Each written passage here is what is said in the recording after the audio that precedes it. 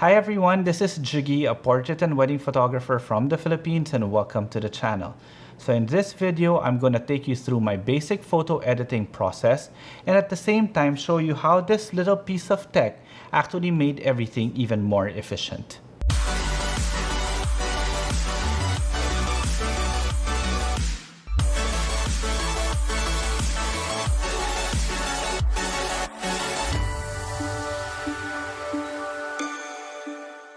So before anything else, if you guys haven't subscribed to the channel, now is the perfect time to do so because I will be announcing another giveaway soon.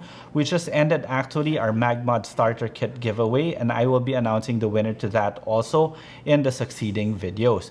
Now, when you subscribe to the channel, it's best that you click that notification bell so that you get notified the moment I upload a new video.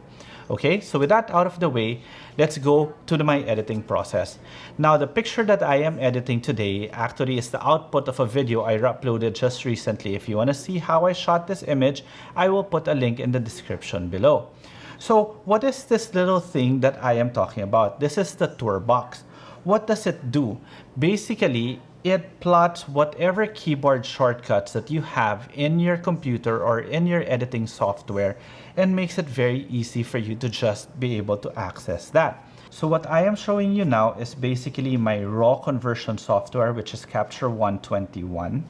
And Tourbox has specific presets, or you can specify specifically per software whatever it is that you want Tourbox to do.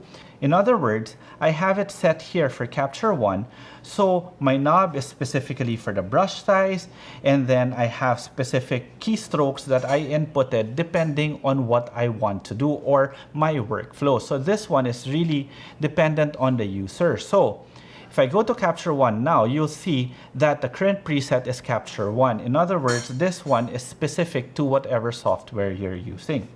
So I have it set now on basic things that I normally try to tweak whenever I am editing a raw image, which is my exposure, my brightness, and my white balance. Of course, editing doesn't really compensate for a proper photo or an improper photo. So it's best that you always try to get it right straight out of camera so that you spend less time tweaking, as what I am showing you guys now. So this is the raw file straight out of camera. Again, if you guys want to see how I shot this particular image, I will put a link in the description below. So the first thing that I do is really just fix my white balance. But as you can see, I actually fixed my white balance already in camera, so I'm quite happy with it. But just to show you, I press this button here and then do this, and I can quickly change my white balance to warmer or cooler depending on how I want it. Now, this button together with this one will now adjust the brightness, the exposure, and this button will adjust the brightness. So let's just reset this, and basically with this image, all I need to do is really just up the exposure about 1/3 stop, maybe just to make it a bit brighter, and we're good already. So from there, we export it to Photoshop.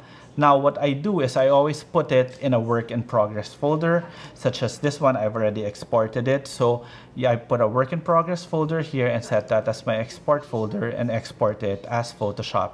And I only do 8-bit. I actually don't do 16-bit anymore. Okay. So now let's go on to Photoshop. I open the image here, the image that we just processed in my raw conversion software, which is Capture One 21. And as you can see, I also have a specific preset for Photoshop here in my Tourbox. So I set it again to what my commonly used tools are in Photoshop. Again, this one allows you to customize it specific to how you want to edit. So right now in Photoshop, I have this button set as F for full screen. I have this button to zoom, this one as space bar, and with the help of my mouse, it's very easy for me to move it, and if I press it, it automatically fits into screen. Now, I have this button here set for my patch tool, this one for my clone, my spot healing tool, this one's for my brush, and this one is for the clone stamp. And as you guys have noticed, I am actually making the brush size bigger and smaller using this knob, and I can adjust the opacity using this one. This one I set for switching of background and foreground colors.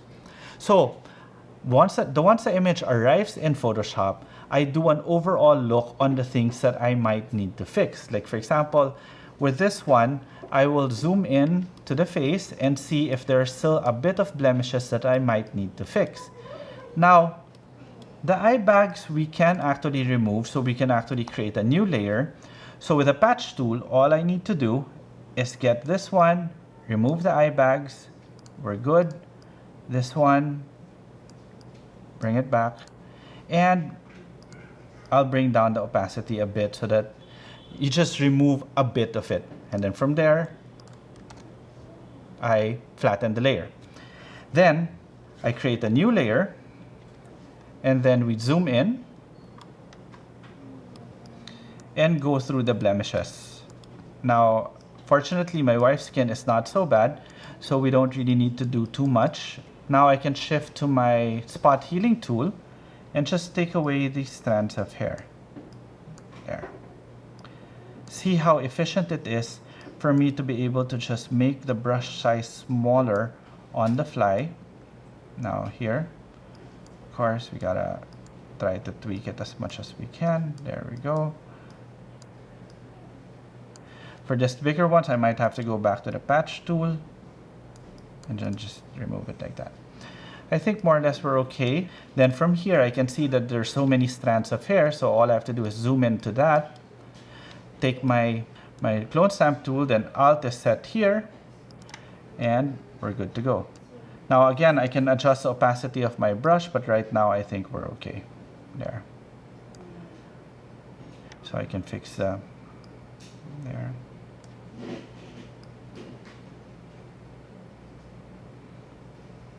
There we go. So we do that for the rest of the head, remove most of the strands in the hair. Then afterwards, once I've done cleaning that, I apply my sharpening technique. Basically, I have it here also set as a custom function button or a custom button. When I press it, it will automatically sharpen my image. Right, there we go. So now all I need to do is take out my, well, right now it's masked, so you don't see the sharpening. Because I don't want to sharpen the skin, all I want to do is sharpen a bit of the features and the dress. So there you go. So all I have to do now is just mask it, and as you guys can see, it's very easy for me to just make my brush size smaller or bigger depending on the portion of the face that I want to unmask.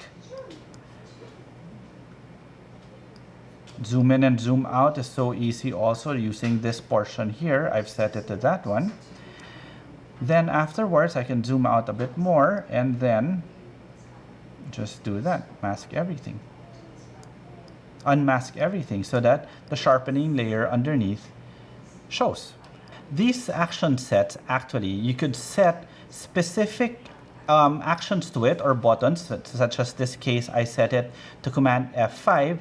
So after I've set it with Command F5, I just put it here in my tour deck so I can specify specifically where I want it to be. So I set it in this button, then press this button, automatically it will resize it and sharpen it for web. So there you go, that's how basic my photo editing process really is. The most important thing to remember really is to get the shot right. Now, of course, you've got things like this, like text like this Tourbox that makes everything a lot easier, but the less time that you spend in front of your camera, the better.